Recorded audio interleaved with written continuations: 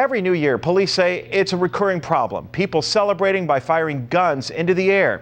It is illegal, but it happened again last night in North Las Vegas. And as News 3's Denise Speidel shows us, the incident quickly turned deadly.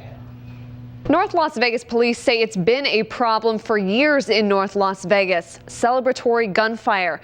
They've run what they say are unsuccessful education campaigns and now find enforcement and arrests to be more effective. That's why 2 SWAT officers were assigned to the area near North 5th Street and Glendale last night, and why 1 officer ended up shooting a man. 31-year-old Irene Cano-Ceseda is facing 2011 in deep despair.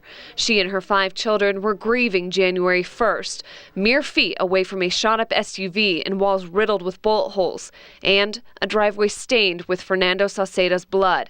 At midnight on New Year's Eve, celebratory gunfire turned deadly.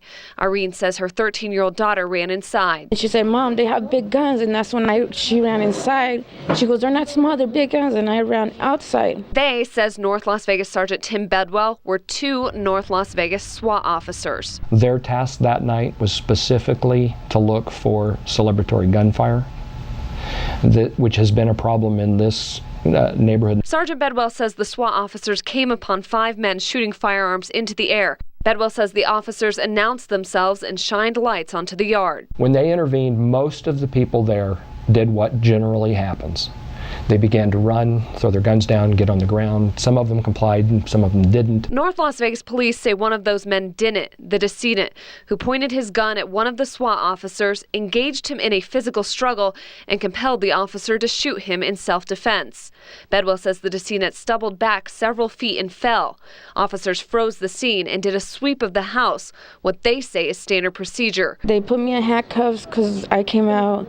They put me in the back of the car, sitting there, my kids got out. They took my kids out with no shoes and tank tops. She was taken in for an interview. She says officers questioned her about what had occurred. "What happened? You guys killed my husband."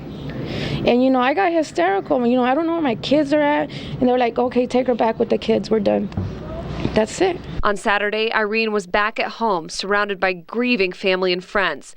They're surveying a ransacked home and trying to figure out what to do about the blood outside.